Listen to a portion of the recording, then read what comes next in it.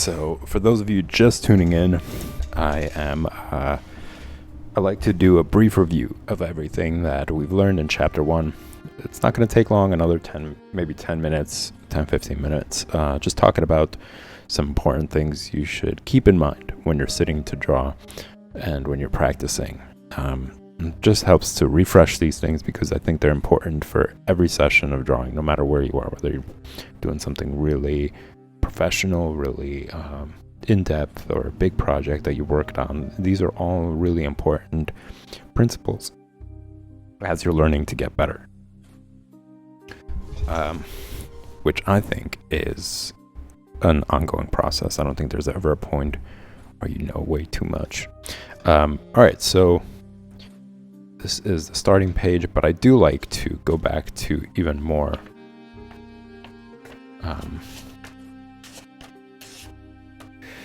important matters when you first start, which is the idea of drawing lightly. And the perfect way to do that, especially if you're just starting out, is by practicing shading, going gradually from light to dark and not pressing really hard. So 3 important things to remember when you sit down to draw: not pressing hard and not giving the pencil a death grip, drawing lightly, and keeping your hand away from the tip of the pencil, because that really stiffens up your process. You're blocking your view, like as I'm drawing it, you're kind of obstructing your view to see the rest or the entire image. Whereas when you keep it at a distance, you have more of a free-flowing range of motion. Even you can get more covered. Whereas if you're doing, you could see the difference. Your wrist moves a lot more, and it's kind of like a rigid feeling, as well as you're now really seeing what's going on the entire page. To compare and see, like, if I drew this, if I'm drawing the arm, but I can't see the rest of the body, I might draw it too big. Whereas if you keep your distance, you'll be able to see the entire body in relation to the arm and its proportion. So that's an important note to take. It's not just about style. It's not a style thing of like, oh, I like to keep it in the tip, it's more comfortable that way. It really is a technique to improve your overall drawing. And as I mentioned, when you're giving your pencil a death grip because you want to have control over your lines, which is usually what it's about, you're holding on tight so that you make sure every single line comes out right, whereas if it's loose, it feels like it's shaky and the lines are going to escape. That's really what that is about. So it's not about a preference or style or, people are different or whatever else. It really is about the idea of controlling the pencil more, controlling your lines more. So you don't want to start with that bad habit. You want to get used to being able to make these lines, to have control over them, whether it's the pressure, the strength of your lines, or the straightness or curvature or whatever it is. You want to make sure that you're teaching yourself to do it at a distance for all these reasons, especially because you're allowing yourself to have like more of a relaxed experience when you're drawing. What else I found out is after doing that, giving a pencil death grip, really getting into the nitty-gritty details, you tend to stiffen up. Your drawing looks stiff. It's rigid. Your hand gets tired. So all these things come into play if you don't pay attention to what you're teaching yourself while you're drawing, if you're making it a bad habit. So again, just to reiterate, keep it light. Don't give the pencil a death grip. Don't hold it too close to the tip. Those are 3 really important things to always keep in mind while you're drawing, while you're teaching yourself to draw, because the temptations are going to come every time. And it happens to me as well from time to time where let's say I'm not liking the results, so I'll start to like hold on to the pencil more to get the lines better, or get to the details more, or I'm not liking the results, so I don't notice how I'm getting more tense and pressing more on the pencil. So be aware of yourself in the process and don't just focus way too much on your own work. Take note of what habits you're teaching yourself. So perfect way to practice it is doing this. It's pretty mindless. You're not dealing with something complicated to get you into that mode of like focusing more on the content rather than your technique and what you're teaching yourself. It's pretty easy. You're sitting there and just lightly shading, going from highlights, midtones, to shadows. And I recommend you write this down on your pages so that when you're flipping through, you could remember, oh yeah, I have to practice highlights, midtones, and shadows. Yeah, it's just nice to have that there for you, as opposed to sitting down every time and being like, what are the things that I'm supposed to keep in mind? So as I mentioned, you could even write that down. Don't give the pencil a death grip. Don't hold it too close to the tip. And every time you turn to this page when you sit down to practice, it's going to be there for you. You don't have to keep reminding yourself, what are the things that I have to keep in mind? Especially with us being busy, doing all sorts of things don't stick in our minds or escape our memory. So it's a great way to stay focused, to remember these important things. Write them down, or have these written on the page, and practice them as you go. This is something I mention often. I think it's important for pretty much everyone, is get yourself a small sketchbook like this. It's soft covered, so you could easily put it in your pocket, put it in your book bag. It doesn't take up much space. It's light because it's soft covered. You could put this is pretty fine. The cover is pretty fine, and I have a bunch of these, so they kind of get worn out. The cover gets worn out, so you could just put duct tape over it. Put one down the middle here to keep it in place, give it more of a sturdy feel. That way it could last longer. You could carry this around with you when you're on public transportation, when you're taking a break, whatever it is, you have downtime. You could just sit down and practice this. It's pretty simple. It's really easy. It kind of gets you into this like Zen mode where you're just sitting there and practicing that out. It's relaxing, actually. It's kind of soothing. You can also do it on basic shapes. I mentioned how the circle is the most important shape you can teach yourself in the beginning. If you don't draw it right, the head's going to look wonky. It's going to look weird and distorted, and your entire drawing is going to pay for it. So this is just an example right here. As you can see, the head is just not the right shape. And because it's not the right shape, and you use the head as the unit of measurement, everything else gets distorted because of that. You're going to start using that to measure like the width of the body. And all of a sudden, everything is incredibly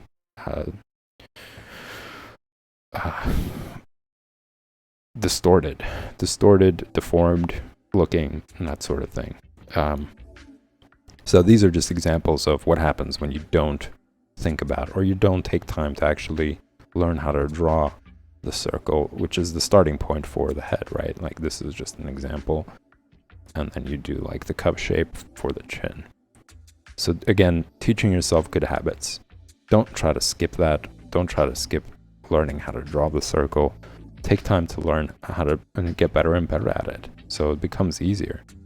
You'd think that it's the most basic thing. Pretty much everybody could do it, but you'd be surprised when people are just starting out to draw, even intermediate people, when they're sitting down and you ask them like, hey, can you do that real quick? Or can you draw it? It comes out wonky looking, it comes out distorted. And then their entire image just looks like they kind of care, not so much, so you want to avoid that. You want to put in the time. If you're going to learn to draw, take time to really perfect these things. And this is a perfect opportunity to do it in the sketchbook. Aside from just practicing these gradations, you can practice the shapes. And it's pretty much responsible for so many different parts of the body as well.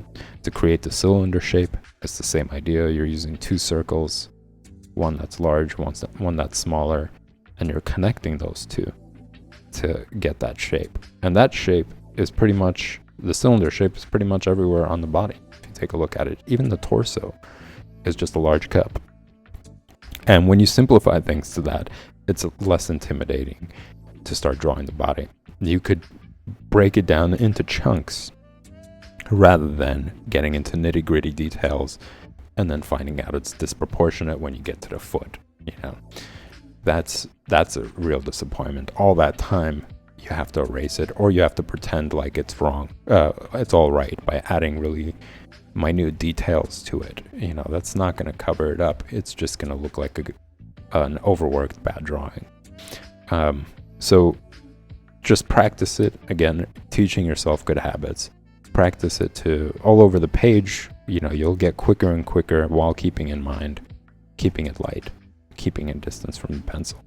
So just simple exercises to help you teach yourself these good habits. If you're jumping into a really heavy project or something that's more complicated, you're juggling a lot of things. I have to keep it light. I have to keep the distance I have to understand the anatomy. I have to measure the proportions. These are just simple exercises to alleviate that pressure while you're learning these really important principles. So yep, just giving you that as an example of ways you guys can improve. Over here, you could see that after you draw the circle, you could also practice the shading on it. You could go from highlight the entire circle, then do midtones where the transition is from highlights to midtones, and then do the same thing for shadows. It's pretty simple. You get this kind of result. Make sure that it's not a stark result. You could see the stark difference between each of the shades. Between highlight and midtone, it's like a real hard line difference, right? You could tell when it's transitioning. So you want to avoid doing that. You want to have this like gradual, smooth transition from highlights to shadows. So yeah, you could practice it on a circle. Notice that in some examples, I'm following a curve in order to bring out the dimension, the 3-dimension of the object. Once you start adding that on, it really pops out the image, really pops out the object, and just gives you more of an understanding how the shading works to make it look like it's actually a 3-dimensional object. This is an example of the cylinder shape. You could practice it on that as well, but notice that one way is correct and the other way is not. So this is an example of how it actually would have shading applied to it. Notice it's from side to side, not from top to bottom. Here's an example of what it looks like when you do top to bottom, and it just looks off. Even though the shading is right, the object itself just doesn't make sense. You look at it and it doesn't look right. And we all kind of have that instinctive observation, because we've seen the objects. We have a hunch, when we look at something, even somebody who's not really artistically involved, there's still an inclination in them to be like, something is a little bit off. This doesn't look right. And that's what that kind of is. You're noticing these little principles, but as an illustrator, as somebody who's practicing, this is it. This is the point of it. It's like you get to notice these details. And the best way to practice it as well is to also get yourself the object. Like you can get like a can, an empty can, a tin can, and then tape paper, the same size paper around it, and have it stand in front of a dramatic light like a lamp. And that dramatic light will show you how the shadows fall on that object. And you'll notice that for cylinder shapes, it is from side to side. So just have something there to have a reference of like, well, what does it really look like in real life? And that way, you'll struggle with it less from your imagination. All right, so anyways, with that said, I'm going to jump back into quick overview of the body proportions. And I'm going to try to, it's like 3:30 now, so I'm going to try to do it real quick, but I'm only doing this every other day or every 2 days to, once, like I said, to help you guys remember this stuff, to refresh your memory. We got the head as the unit of measurement. As you can see, it's a more simplified way, rather than using the hand or the foot and then finding out you need like 6 feet to measure the width of the body going if the foot is vertical, so that's just complicated. Why waste your time? You could just use the head. It fits into the body pretty well, simplifies things in so many different ways, which you're about to find out. So make sure you draw the head proportionately, as we mentioned. Include the line down the middle because you want to compare and see, well, is one side wider than the other? That shouldn't be the case. They should be equal halves. So here we got 2 heads for the width of the body, 2 heads for the height, 3 heads for the width of the body when you include the shoulders, 2 heads for the height. We could see the foot is about the same size as the head, maybe just a little bit bigger with the toes sticking out. And the hand is like 3/4 the size of the head. So these are all great ways to also assess how you should foreshorten an object. And by foreshortening, I mean in perspective when the object is further away from the camera. So if the foot is further away from the camera, let's say it's way behind, for instance, you have to have a starting base. So if the foot is the same size, let's say it's like the same size as the head, but it is supposed to be all the way behind, it's going to look wrong. So now, the foot in its straight shot, in its front shot, is about the same size as the head. So if it's going to be behind, it should be smaller. It should be, depending on how far the foot goes back, it should be smaller. So it's a little bit challenging. You have to use your sense of judgment there. You have to use your imagination and picture, okay, if the foot is this size, how big would it be if it's a little bit further back? And that's a good starting point. It's a good base point. Rather than just, drawing it because this is how you draw feet, the size it should be.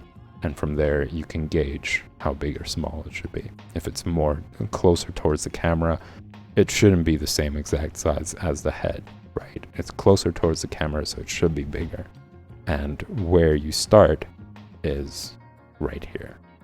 It starts off with the same foot, same size as the head for a front shot. And as it gets closer to the camera, it gradually gets bigger. Okay, moving on to the leg. It's 1 head for the width of the leg, 2 heads for the height. And then we got 3/4 the width of the head for the bottom part of the leg, and 2 heads for the height. And just to let you guys know, this is going to be available on Patreon. So you guys I'm going to take a picture of this. You could download it. You could do whatever you want. You can have it there. You could print it, have it side by side for you when you sit down to draw. So I'm going to be uploading this to Patreon as well, just so you guys can check that out. So moving on to this page, you got 2 heads for the torso, the entire torso from the top of the head to the groin area. It's 4 heads, as you can see here. You want to just simplify it for yourself to remember these principles. So in total, 8 heads. You could see here, that's why they're drawn side by side, that are pretty much 8 heads altogether. 2 heads for the top part of the leg, 2 heads for the bottom part. Just an easier way to remember it. So from the top of the head to right about where the chest is, it's 2 heads. So from the neck down to, or from the chin rather, down to the chest area, that's 2 heads. From the chest to the waist, that's 3. And then from the waist to the groin area, that's 4. Now, important thing to remember, this is something that a lot of people make a mistake doing, is drawing the hands right where the end or the tip of the hands, right where the groin area is. And that's wrong. It's going to look, you're going to make your torso look gimpy. So you want to avoid that. You want to make sure that it's all proportionate. It will be a waste to do everything else on the body right and just have like these T-Rex arms. So it should be well past the groin area. It's about the size of the hand, so a good hand size, like we were saying, 3/4. So you could measure out 3/4 the size of the head, right? And then from there you could measure past the groin and mark that as the spot of where the hand should end. And this is a visual aid too. Like when you're drawing it in perspective, let's say if it's not straight down, the hands aren't straight down, let's say it's to the side or whatnot. If it's not foreshortened, you could, again, this is like the same thing as the foot. You can gauge from there, like how long should it be. I'll picture this, what I've drawn so far, with the hands going down to the sides. Did what I draw actually achieve that, or does what I draw actually achieve that? So again, in perspective, you're like, okay, let me picture this size or this shape that I've made. If it was to go straight down, is that going to really go past the arms? So this is just a guideline, again, something for you to imagine in your head and compare and say, does it really achieve this if it was to be to the sides? So yeah, just keep that in mind. Don't make your arms too short. They should be past the groin area. And then for this is pretty simplified. 2 heads, and it's just a matter of using measurement tools to figure that out. And as I mentioned before in other streams, you don't have to do this every single time. You might ask like, well, I don't see a really professional artist doing this. And that's because they went in full circle. They might have started out the way you're doing it now, for example, which is just drawing a certain part of the body and then from there building it. But then eventually, to speed things up, to make things easier, they started using the head as the measurement to make sure that the groundwork, the structure, or the blueprints for the drawing are proportionate before getting into the nitty-gritty details and then realizing, man, everything is warped or things are just off the page. So when you're starting out to sketch, you want to make sure that you put in the right amount of time, not spend way too much wrestling with it, trying to figure out what's wrong with it. This is the way to avoid it. And then eventually, just like, you learned your alphabet, you're not reciting the alphabet every single time you sit down to read, right? You just know it, you know the letters, you've practiced all that so many times, you don't even think about it. You know how to pronounce all the letters, you know how to create those sentences, and that's because you've practiced and you've done it over and over and over again with a certain structure to it. And then eventually you just dropped having that structure as the starting point. So the same thing happens here. Right now, these guidelines, drawing things out, measuring things is like learning your alphabet. You're learning the grammar and all that kind of stuff. This is that phase in drawing. So eventually you're just not going to need it, and you will sit down and be able to just draw things out without these guidelines because your eye is so well trained to recognize proportion, to understand anatomy, that when you see something, you're like, oh, I know what's wrong. I see what's off because I have this whole mental list memorized. I have all these ideas and concepts ingrained pretty much in my head the same way as the alphabet and grammatical structure goes as well.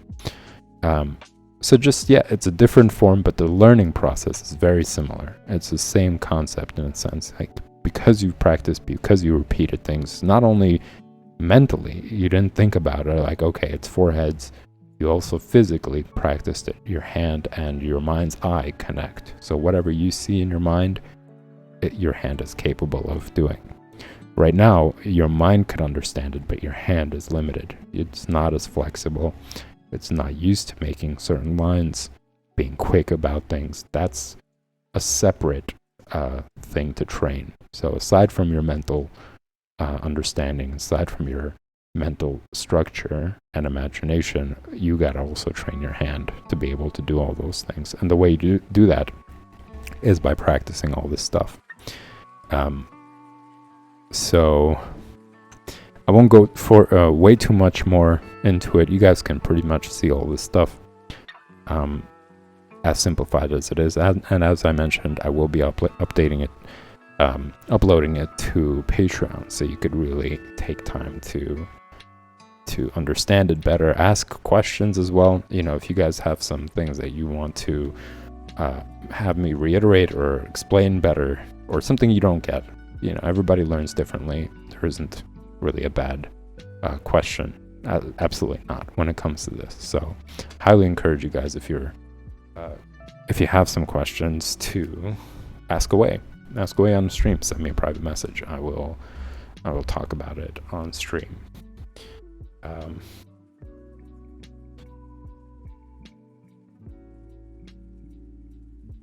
Just bringing up chat here before we get further into drawing.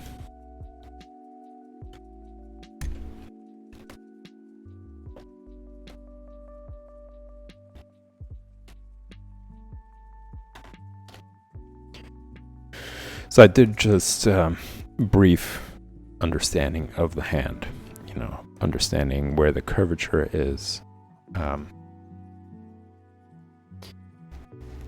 for each parts of the hand and how they're related to each other. And I'll get into that tomorrow. I'll review this briefly tomorrow. But for now, I will jump back to drawing. And it seems like I'm coming to a close with this sketchbook. I only got like a couple of more pages, literally. A couple more. Oh, no, 3. So I'm going to say, considering both pages, I got 2, 4, 6.5, maybe 7. So 7 more pages, not that much. All right. So where we left off last time, I was drawing these bone structures. And I think it's important to do this when you're learning because this is something that I mentioned before. And I'm going to do like a quick little sketch here. It's really understanding how to build the structure. Like when you're looking at a building, it looks a lot more intimidating until you see the plans. Then oh, okay, there's step by step. This is how things are done. This is how it's all built together. And it becomes a little bit more doable. You're thinking about it a little bit differently. You're not bewildered by everything that's on there. So it's kind of the same idea here. You're not, let's say if you're starting to build a building and you just start laying the bricks on wherever, you might do it incorrectly, it'll be off, and then the entire structure is going to collapse. But when you know the insides, how everything is held together and why, then the structure is more sound, it's more stable, and it's going to prevent from it toppling over. And going back to like drawing, it's the same idea. Like for instance, when people are drawing muscles and they have no idea why they're there, they just know, oh, it's somewhere in this general area, there's this muscle shadow, and they put it there. But if they put it in the wrong place, the entire drawing just looks off. It looks unstable and deformed kind of.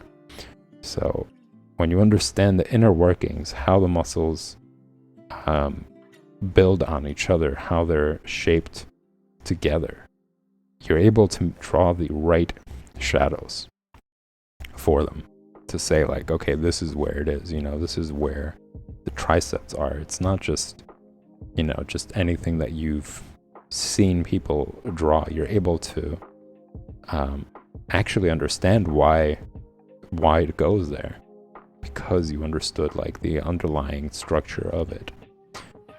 And that allows you to work from your imagination more rather than being subjected to just memory of something that you drew. So like when you see people who are drawing noses the same way, it's not because they understand how the nose is, they just remember, oh, I've drawn this character or person so many times, this is how you draw a nose. Whereas if you draw from life and you start to understand the structure, you understand its placement, and you start recognizing where certain things are common for pretty much everybody, how things are, and how things differ slightly here and there, you give yourself a bigger visual library. It's not just limited to just one way of drawing the nose because you've only been drawing, let's say, from this one character over and over and over again. And that plays a huge role in you actually finding your own style and finding your own way to draw things.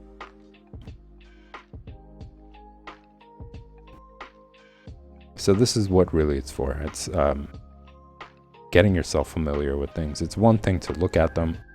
It's another thing to draw them. And it's also a perfect opportunity to practice proportion, because despite not having muscles on there, the length is the same concept. 2 heads for the top, 2 heads for the bottom. So even though you're learning something new, you're also reinstilling your knowledge of something you've already studied. And as I mentioned, the more you practice it, the more ingrained it becomes. Just like the alphabet, the more you recite it, the more often you think about it, the easier it became for you, and you didn't have to like sit there and do the whole alphabet each and every time you sit down to read.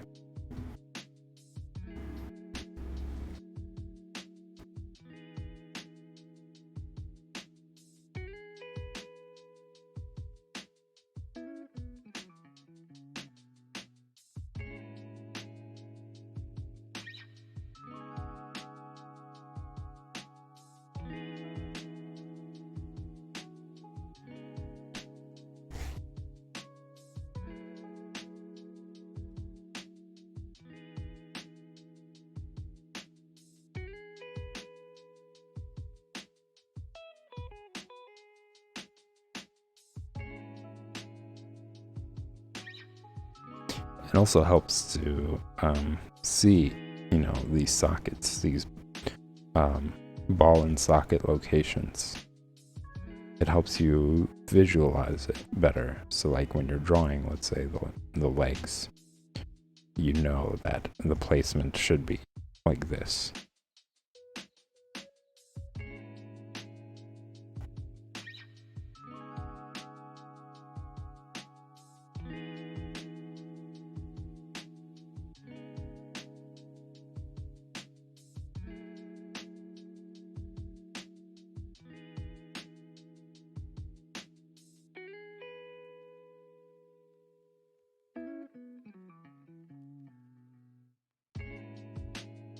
I think this part right here is so interesting, like the tailbone.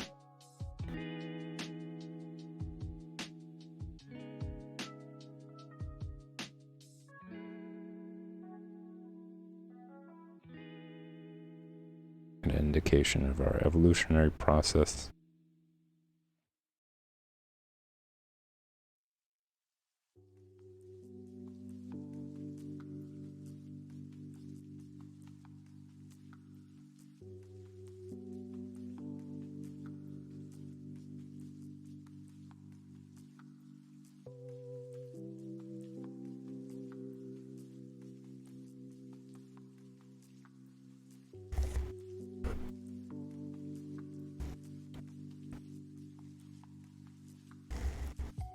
So tomorrow I'm not gonna be doing much reviews. I'll get more time to actually get more into the new page, new things to talk about, or just getting more into discussing these structures, the bone structures and muscle structures.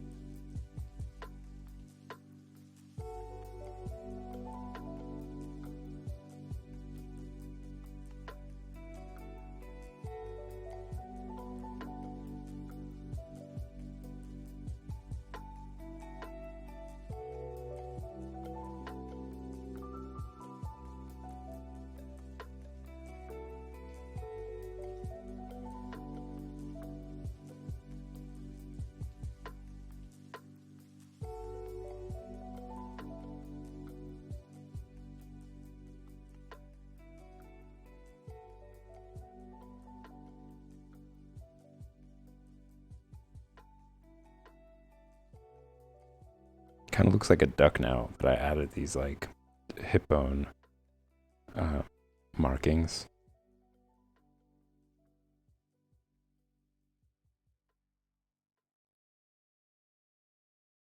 Like some sort of bird with a beak.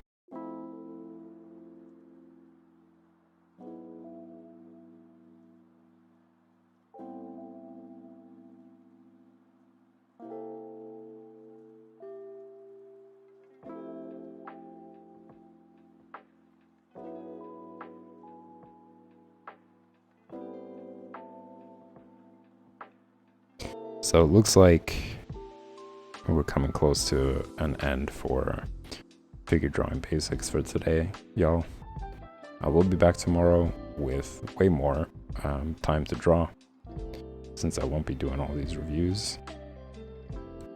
And as the week goes by, I'm going to be talking about the Patreon page much less in terms of like showing the examples and such. For the remainder of the week, I will be showing those who are just tuning in or who have missed it a brief overview of the site. And then the weeks to come, it'll just be like verbal mentioning to spread the word, to have you guys check out all the different tiers, different ways you guys can get involved and showcase your work, be part of the stream, that sort of thing.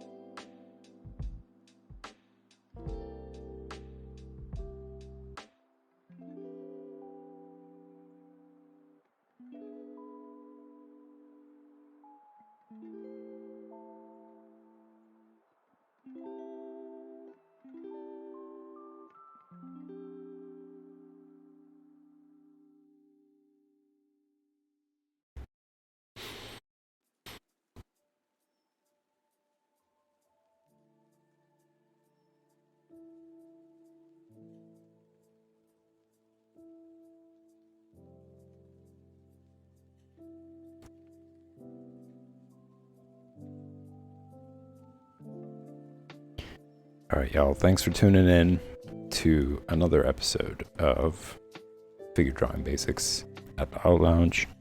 I will be back in 5 minutes for Drawing Comics, where you guys will see some beautiful work done by John Buscema and studies done by me. I'll see you in a few.